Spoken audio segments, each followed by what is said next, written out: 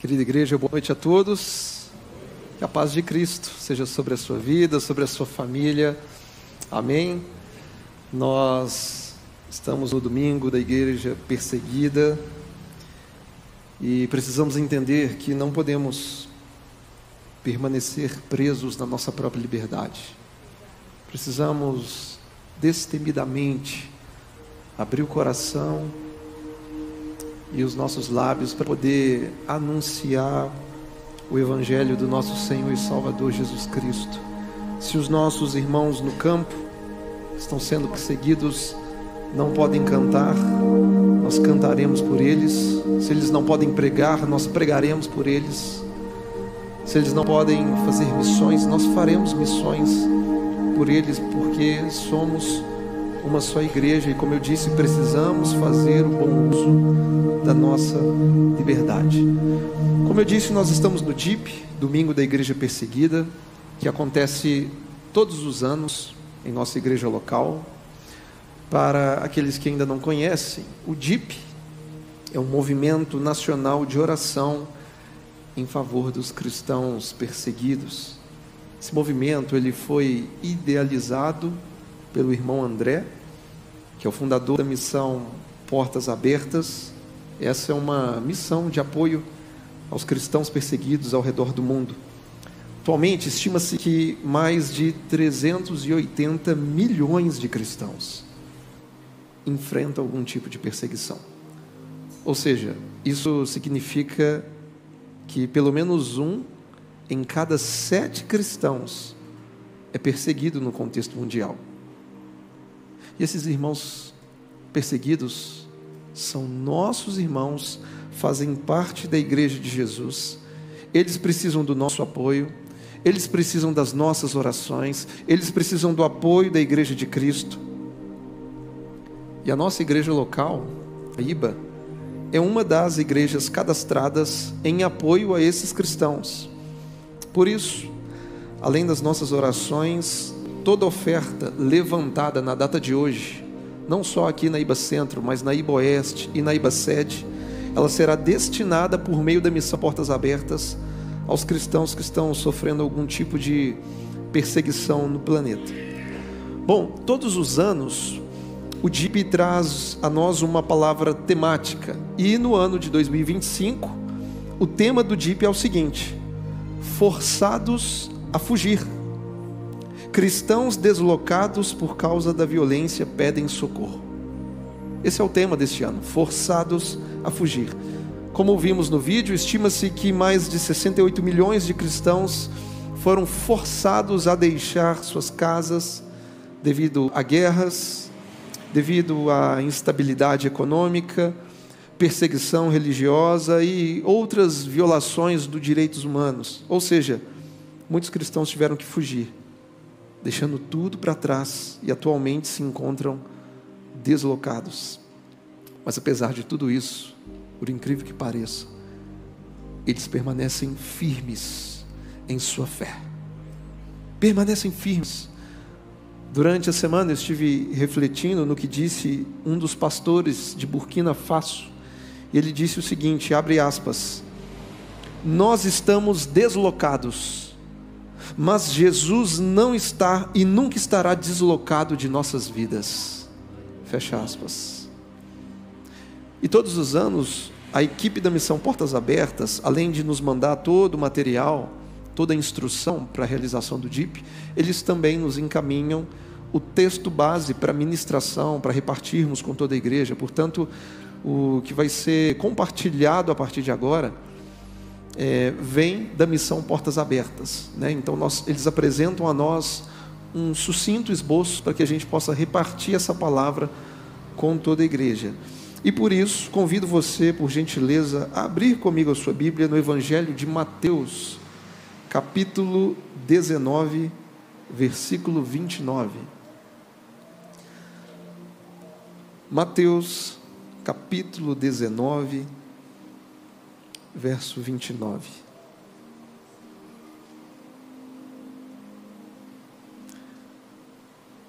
Assim diz a palavra de Deus: e todo aquele que tiver deixado casas, irmãos, irmãs, pai, mãe, filhos ou campos, por causa do meu nome, receberá muitas vezes mais e herdará a vida eterna. Quero ler mais uma vez, são palavras do nosso Senhor Jesus.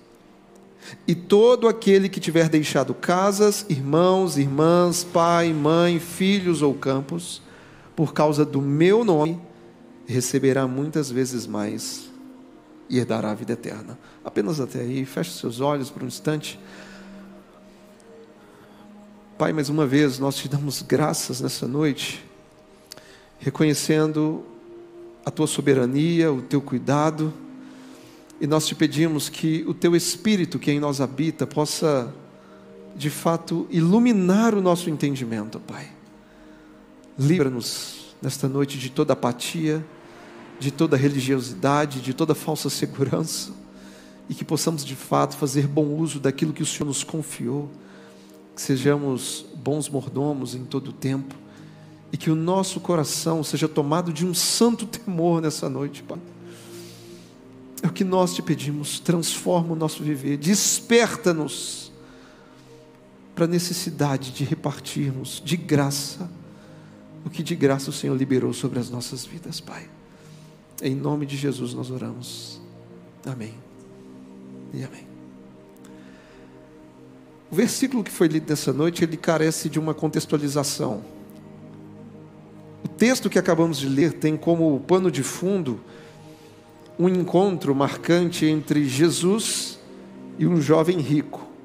Provavelmente você já conheça essa história. E a narrativa bíblica diz que aquele jovem rico, ele se aproximou de Jesus com uma pergunta aparentemente sincera. E ele perguntou o seguinte: o que eu devo fazer, Jesus, para poder herdar a vida eterna? À primeira vista, parecia alguém profundamente interessado nas coisas do reino de Deus, porque ele até mesmo afirmou que guardava todos os mandamentos desde a sua juventude. Mas ele estava diante de Jesus, aquele que sonda os corações. E Cristo não perdeu tempo, ele foi justamente direto ao ponto e disse àquele jovem rico: se você quer ser perfeito, então vá, venda tudo o que você tem, dê o dinheiro aos pobres e terá um tesouro no céu. Depois, venha e me siga. E é claro que numa interpretação mais ampla, nós reconhecemos que nesse texto, de forma alguma, Jesus estava pedindo ao jovem que fizesse alguma espécie de voto de pobreza, nada disso. Com essa fala, Jesus queria unicamente revelar o que estava de fato no coração daquele jovem. A pergunta de Jesus acabou revelando que aquele jovem, ele confiava mais em suas posses do que no próprio Deus.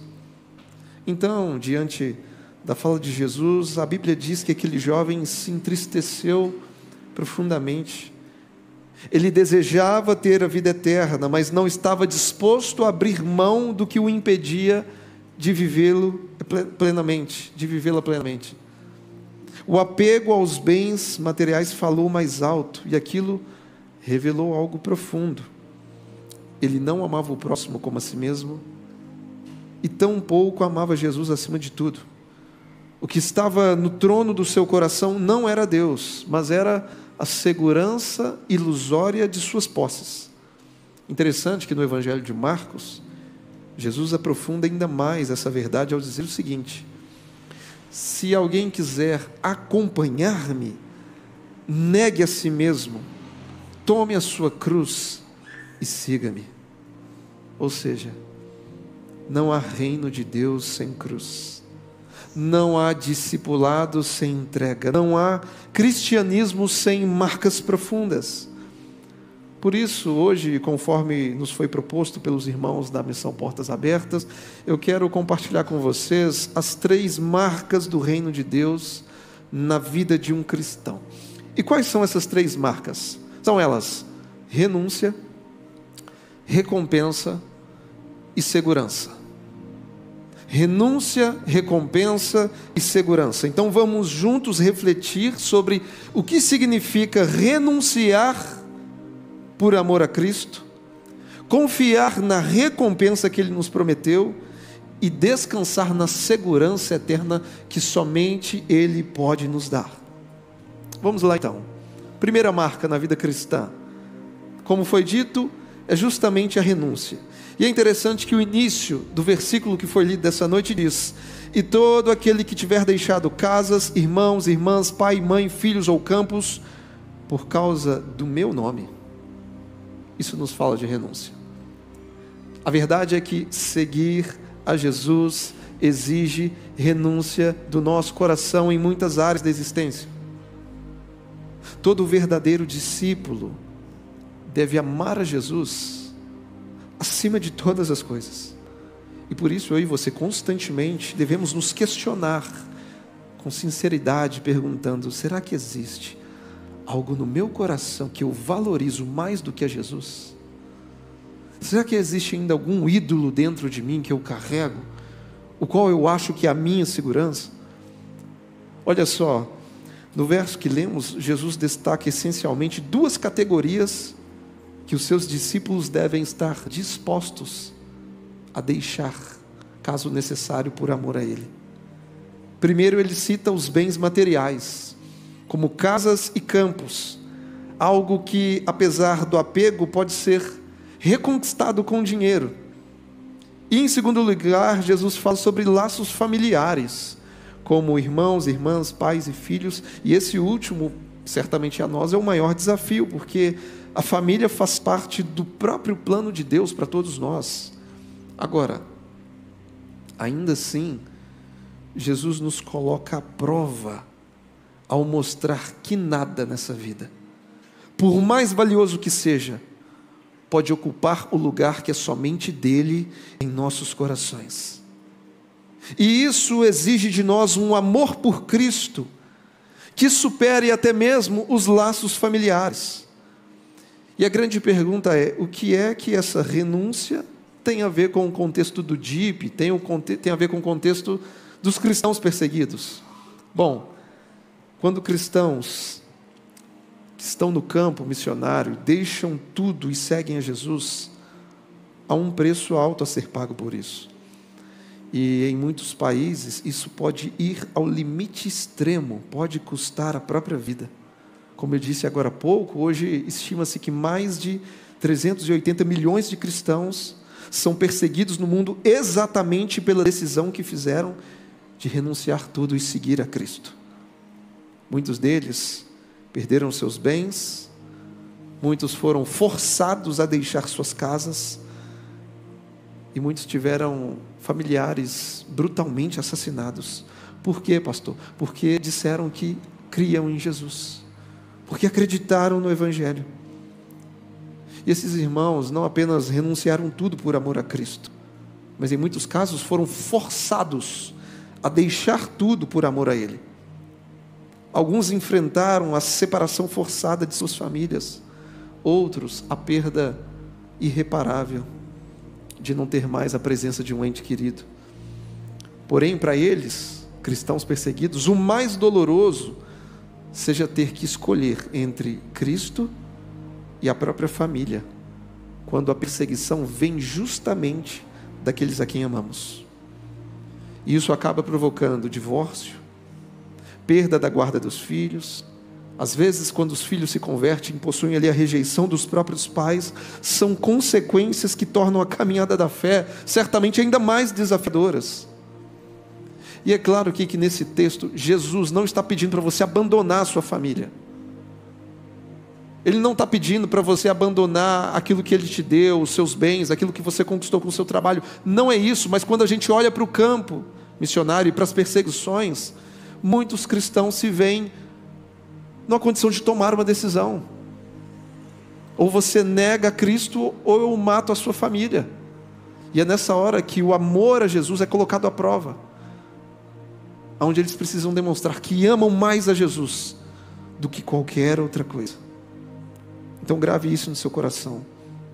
Somos chamados por Cristo para amá-lo acima de qualquer bem ou pessoa. E a pergunta que devemos nos fazer é: será que, se necessário, estamos dispostos a renunciar tudo por amor a Jesus? Será que eu e você estamos de fato dispostos? Será que Jesus é o nosso Senhor e o nosso Salvador? Porque se Ele não for o primeiro no nosso coração, Ele também não será o segundo. Se Ele não é o primeiro, é porque Ele não tem lugar em nós. Será que ainda carregamos alguns ídolos? Coisas que ainda são como se fossem o nosso chão, onde a gente vive declarando que se a gente perder isso, aí minha vida perdeu o sentido. Não, meus irmãos. Se você perder Cristo, a sua vida perde o sentido. É Ele quem nos sustenta, é Ele quem nos redime, é Ele que nos dá a vida eterna. Então a primeira marca na vida cristã é assim, é a renúncia. Talvez aquilo que eu preciso renunciar seja diferente do que você precisa renunciar, mas é fato que a renúncia é uma marca na vida cristã. Agora, em segundo lugar, olhando para aquele texto também que foi lido, nós encontramos não apenas renúncia, mas também uma recompensa como uma marca.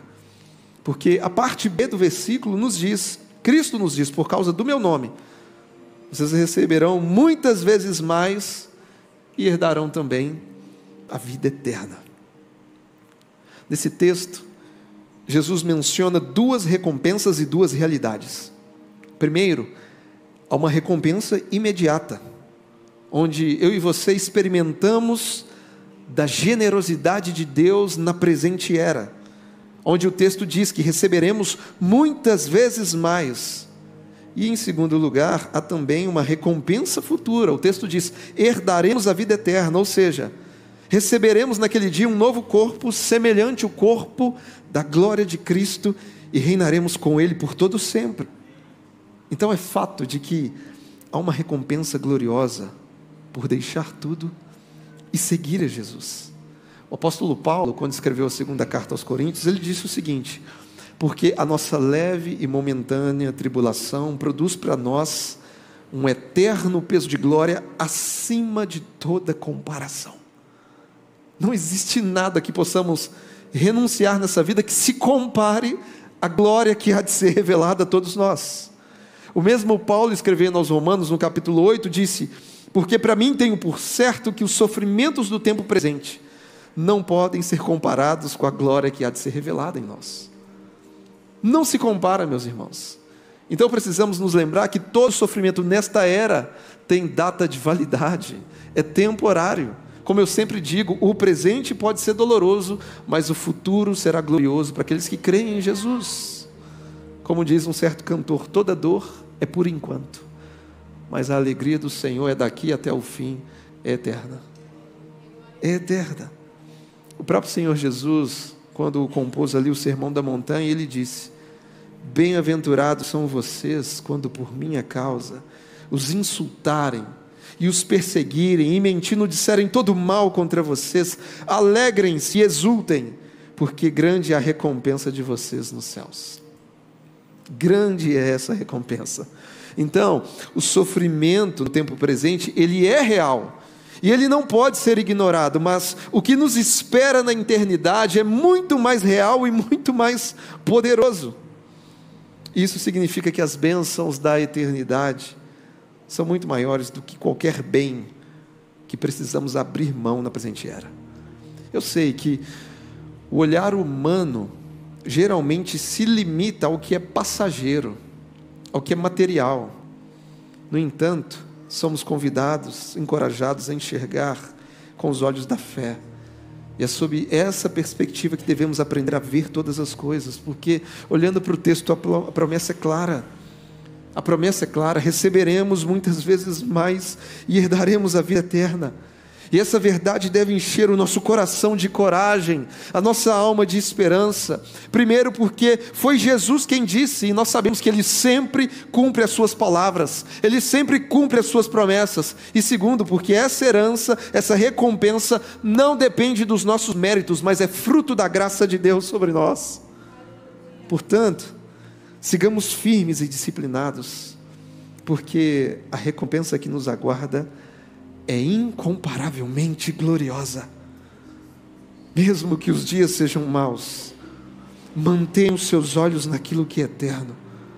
Mantenha os seus olhos em Cristo, porque há uma esperança, há uma promessa, há uma herança, há uma recompensa reservada a todos nós. Grave a eternidade em seus olhos É assim que os nossos irmãos no campo missionário encontram forças para enfrentar perseguições e se manterem firmes em sua fé.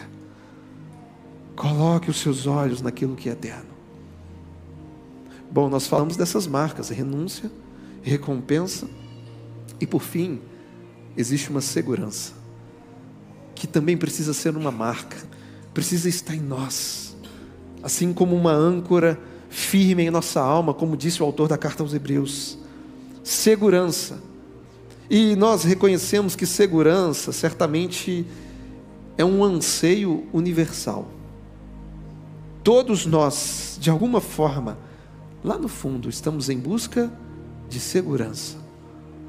Seja em nossas casas, em nossos empregos, em nossas comunidades, em nossas relações, ou seja, todos nós, de alguma forma, queremos nos sentir seguros.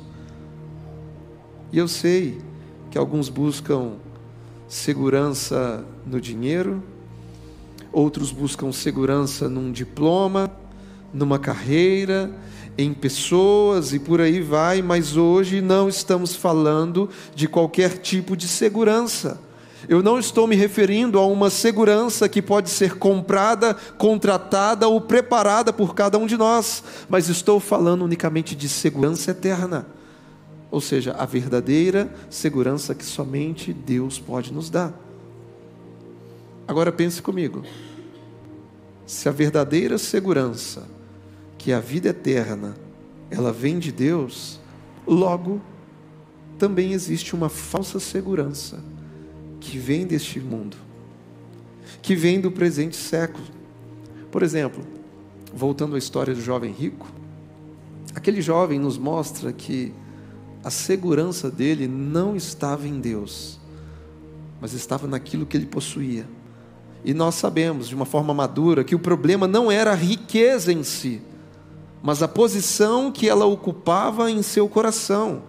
Os bens ocupavam o primeiro lugar na vida daquele jovem, e é como se ele estivesse dizendo: o meu Deus e a minha segurança são as minhas posses, são aquilo que eu tenho. Então, na verdade, de uma forma mais ampla, aquele jovem rico tinha duas falsas seguranças, que eram religiosidade e riqueza.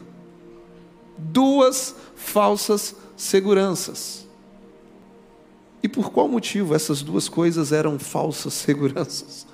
Eram falsas porque o jovem se aproximou de Jesus com uma indagação. Ele se aproximou perguntando: mestre, o que eu tenho que fazer para herdar a vida eterna? Ou seja, ele não era salvo.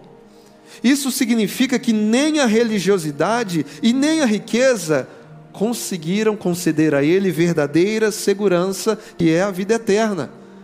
Ele tinha uma religião, ele tinha muito dinheiro, mas ainda estava eternamente inseguro. Portanto, cuidado com a falsa segurança da religiosidade. Cuidado com a falsa segurança das riquezas. Volto a repetir, o problema não está nas coisas em si, mas no valor que atribuímos a elas. Então, se você ainda acha que o que te dá segurança é a sua carreira, é o seu concurso, é o seu poder aquisitivo, é a sua formação acadêmica, você ainda não entendeu o que é segurança de verdade, a qual somente Deus pode te dar. Portanto, cuidado com as falsas seguranças. Escute, segurança verdadeira e eterna nós só encontramos em Cristo. Jesus nos oferece uma promessa de segurança que não é terrena, mas eterna. Uma segurança que é garantida por Ele e não pelos homens. E é nessa segurança que devemos totalmente firmar nossos corações. Porque enquanto o mundo nos convida a depositar confiança em nossa própria capacidade, em nosso conhecimento, em nossos bens e poder, Jesus nos desafia nessa noite a confiarmos inteiramente nele, ainda que isso custe a nossa segurança terrena. Deixa eu te falar algo muito importante. Quando a gente pensa nos cristãos perseguidos, a gente tem que entender algo.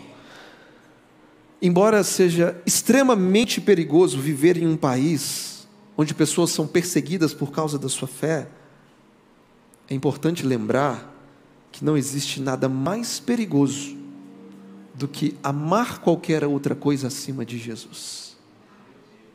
entre alguém que está no campo missionário agora, com uma arma apontada para a cabeça da sua família, mais perigoso do que isso é a gente na nossa liberdade, amando qualquer outra coisa mais do que o Cristo ressurreto. Esse é o verdadeiro perigo, esse é o maior perigo, amar alguma coisa mais do que amamos a Cristo. Por isso, tudo que você amar mais do que a Cristo, naturalmente se tornará uma falsa segurança em sua vida. Uma falsa segurança para você. Então, deposite a sua segurança totalmente em Jesus, para que você não seja alguém eternamente frustrado, debaixo do cálice da santa ira de Deus. Porque só em Cristo nós temos segurança eterna. Somente em Jesus, em nada mais. Isso nos faz lembrar do texto que Paulo traz em Romanos 8, e é um texto que a todos nós nos fala de uma segurança com tamanha beleza, com tamanho amor e acolhimento, onde Paulo, em tons de certeza, de confiança em Deus, ele diz o seguinte: quem é que vai nos separar do amor de Cristo? Será tribulação, ou angústia, ou perseguição, fome, nudez, perigo, ou espada? Como está escrito: por amor de ti somos entregues à morte continuamente. Fomos considerados como ovelhas para o matadouro. Mas ele diz no verso 37, em todas estas coisas, porém, somos mais que vencedores por meio daquele que nos amou. Porque eu estou bem certo de que nem a morte, nem a vida, nem anjos, nem os principados, nem as coisas do presente, nem do porvir, nem poderes, nem altura, nem profundidade, nem qualquer outra criatura poderá nos separar do amor de Deus, que está em Cristo Jesus, o nosso Senhor. Eis a nossa maior segurança. Nada pode nos separar do amor redentivo de Jesus Cristo. Nada nessa vida é capaz de nos arrancar da condição de sermos amados por Ele. Nada nos afasta da realidade desse santo amor. Por isso eu e você estamos plenamente seguros. Porque o amor que Jesus tem pela igreja não é um amor fraco, não é um amor efêmero, variável, sazonal, que acontece em épocas do ano. Não, o amor que Jesus tem por mim e por você é perfeito, constante, santo e eterno. É um amor que nos garante um futuro glorioso na presença do nosso Pai. E é interessante que nesse texto, Paulo fala do amor de Deus e também fala das perseguições. Amor e perseguição. E Paulo aqui está sendo intencional em correlacionar esses dois temas, amor divino e perseguição dos homens. Por qual motivo ele faz isso? Porque é na hora da perseguição que as pessoas mais questionam se o amor de Deus é real. Alguns questionam: se Deus me ama, por que eu estou passando por tudo isso? Se Deus me ama, aonde Ele está agora? Se de fato Ele me ama, por que Ele não faz nada? Deixa eu te explicar algo. O amor de Deus por nós não pode ser medido pela presença ou ausência de aflições que nós temos na vida. O nosso Senhor sofreu. O sofrimento não é um medidor do amor que Deus tem por nós, porque alguns que não entendem a narrativa bíblica pensam assim: se eu estou sofrendo muito, é porque Deus me ama pouco, ou se eu estou sofrendo pouco, é porque Deus me ama muito. Nada disso, meus irmãos, isso não é bíblico. Você quer descobrir o tanto que Deus te ama? Olha para a cruz do Calvário. A prova de que Deus nos ama está na cruz de Cristo. Ele entregou por nós o seu próprio Filho, e não existe prova de amor maior do que essa. Na cruz Ele nos concedeu o perdão dos pecados. Na cruz, mesmo sem merecer, fomos reconciliados com o Pai. Na cruz recebemos a vida eterna. E por isso nesse texto, Paulo está afirmando que eu e você, sim, somos mais do que vencedores por meio daquele que nos amou. Então ser um mais do que vencedor não tem nada a ver com adquirir bens, poder e influência na presente era. Ser mais do que vencedor não significa que teremos uma vida confortável no tempo presente, nada disso. Ser mais do que vencedor é enfrentar aflições e ainda assim permanecer fiel a Jesus Cristo. Ser mais do que vencedor significa que, ainda que sejamos perseguidos e mortos, nada vai conseguir nos separar do amor de Cristo. E no final, eu e você estaremos em eterna comunhão com Deus. Isso é ser mais do que vencedor. Mais do que vencedor. Eu sei que agora as perseguições parecem ser uma derrota. O sofrimento que temos parece ser uma derrota. O martírio parece ser uma derrota. Parece, mas nada muda a realidade e o caráter final da vitória do povo de Deus. É tudo uma questão de tempo. Os mártires da igreja primitiva, sabe como que eles encaravam a perseguição e o sofrimento? Eles encaravam a morte cantando e louvando a Deus. Por quê? Porque eles tinham segurança eterna. Eles sabiam que nem mesmo a morte poderia os separar do amor de Cristo. Eles sabiam que a perseguição não era um indicativo de fracasso, mas de fidelidade ao Evangelho. E por isso eles permaneciam firmes. Então, lembre-se disso. Nada nos separa do amor divino. Nem angústias, nem tribulações, nem sofrimentos, nem perseguições, nem demônios, nem mesmo a morte. Nada pode nos separar do amor de Deus que está em Cristo Jesus. Nada pode nos separar da divina graça salvadora. Nada pode te arrancar das mãos de Cristo. Essa de fato é a nossa verdadeira segurança. Você foi selado para o dia da redenção. Você tem um Senhor. Você tem um Pai nos céus. E por mais que soframos no tempo presente, como eu disse agora há pouco, a nossa dor, o nosso sofrimento tem data de validade, porque como cantamos, Ele virá com poder e glória, e a recompensa vem com Ele. A recompensa vem com Ele. Eu quero encerrar esse sermão dizendo a você: lembre-se dessas 3 marcas na vida cristã: renúncia, recompensa e segurança. A renúncia será grande, mas a recompensa é infinitamente maior e a segurança é eterna. A renúncia é temporária, mas a recompensa e a segurança não terão fim. Não terão fim para aqueles que estão em Cristo Jesus, para aqueles que creem no Evangelho de Jesus, para aqueles que se arrependeram dos seus pecados e colocaram unicamente a sua fé na pessoa e obra de Jesus Cristo. Que possamos fazer bom uso da nossa liberdade, que possamos de fato viver um despertamento, que o nosso coração volte a arder pelo desejo de evangelizar pessoas, de compartilharmos as boas notícias de salvação, porque a ordem de pregar o Evangelho não é para pastores unicamente, não é para missionários unicamente, é para todo aquele que nasceu de novo. Então fale do amor de Jesus, pregue o Evangelho. O melhor você já tem, a presença de Deus em você, você já recebeu o Espírito Santo, e é Ele quem te capacita a fazer o que precisa ser feito para a glória de Deus Pai. Se os nossos irmãos perseguidos não podem pregar, nós vamos pregar por eles. Nós não seremos negligentes, nós não seremos péssimos mordomos com aquilo que Deus confiou a nós.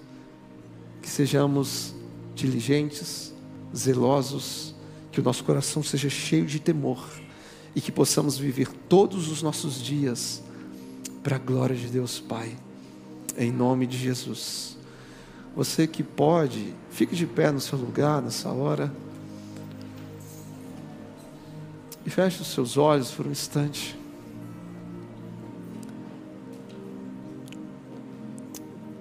Pai, nós queremos te pedir perdão nessa noite. Nos perdoa, Senhor, nos perdoa. Perdoa todas as vezes que negligenciamos a leitura e meditação diária nas Sagradas Escrituras, porque nós sabemos que muitos dos nossos irmãos fariam tudo para ter acesso a essa palavra, mas em muitos países esse livro não pode ser distribuído, Pai, e às vezes eles conseguem uma página e ficam revezando entre um irmão ou outro. Nos perdoa, Senhor, nos perdoa por ser presos dentro de uma liberdade.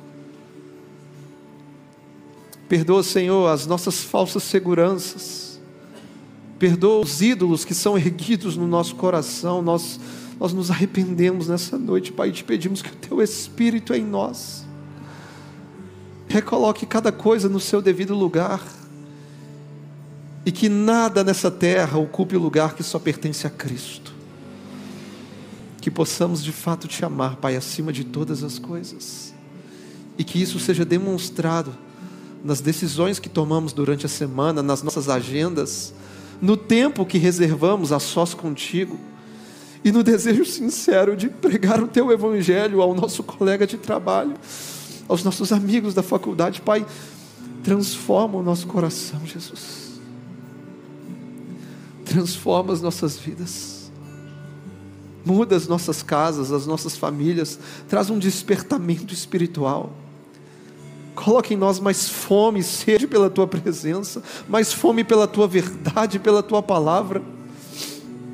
Muda as nossas vidas, Senhor. Nós estamos aqui carecendo da Sua misericórdia, da Sua graça, do Seu favor. Fortaleça as nossas mãos. Toma-nos com Teu Espírito, nos dê ousadia, lucidez, Pai. Nos faz sensatos e libera sobre nós a verdadeira sabedoria que vem do alto, Pai. Usa-nos para a Tua glória como um instrumento nessa geração. É o que nós Te pedimos, Pai, para a Tua glória, em nome de Jesus. Em nome de Jesus. Vamos declarar isso.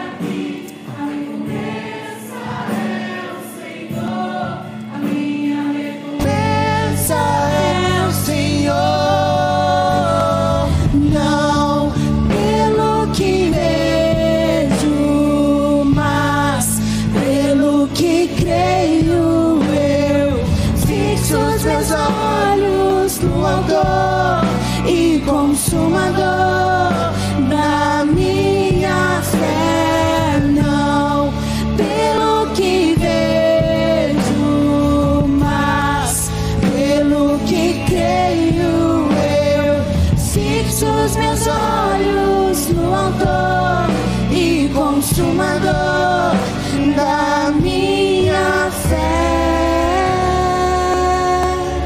Nós Te agradecemos, Pai, pela Tua graça, pelo Teu favor gracioso sobre nós. Nós Te pedimos, Pai, que a partir de hoje algo seja mudado em nossas vidas. Nós não queremos ser mais os mesmos, Pai. Muda a nossa compreensão, expande o nosso entendimento e coloque o nosso coração em chamas, Pai. Em nome de Jesus nós Te pedimos isso.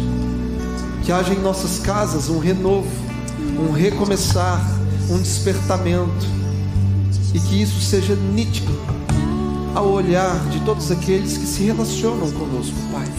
Que seja uma nova estação liberada sobre a Tua igreja. Livra-nos de toda apatia espiritual, de toda frieza, de toda mornidão, e abra os nossos olhos espirituais, Pai. É o que nós Te pedimos nessa noite, para a Tua glória, em nome de Jesus. Em nome de Jesus. Amém, Jesus. Amém. Meus irmãos, que de fato possamos sair dessa noite no culto do DIP com uma mudança de entendimento, uma mudança de coração, dispostos a ir além por amor ao Evangelho. Quem sabe nessa noite o próprio Espírito Santo ministrou ao seu coração coisas que urgentemente você precisa renunciar por amor ao Evangelho. Quem sabe práticas que não o glorificam. Quem sabe alguns pecados ainda não confessados. Que essa noite seja a noite da mudança na sua vida. Se arrependa dos seus pecados, porque o perdão está no nosso Senhor e Salvador. O apóstolo João diz: filhinhos, não pequeis, mas se pecar, vocês têm um advogado junto ao Pai, Jesus Cristo. Ele é fiel para perdoar os pecados e purificar vocês de toda injustiça. Aleluia. De toda injustiça. Que haja uma renovação em nós, que não possamos nos conformar com uma vida apática, indiferente, sem um desejo santo de falar desse evangelho para outras pessoas.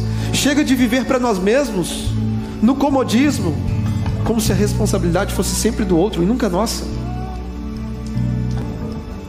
Se os nossos irmãos não podem pregar, nós vamos pregar por eles. Vamos honrar essa liberdade que recebemos na nossa nação.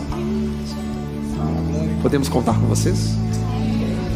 Glória a Deus por isso, porque é Jesus quem está contando com você. Aleluia. É Jesus. Glória a Deus por isso. Que o amor do Pai, a graça de Deus Filho, que a comunhão do Espírito Santo seja sobre as nossas vidas hoje e até a volta de Jesus. Que você vá em paz, tenha uma semana abençoada para a glória de Deus Pai. Deus abençoe vocês.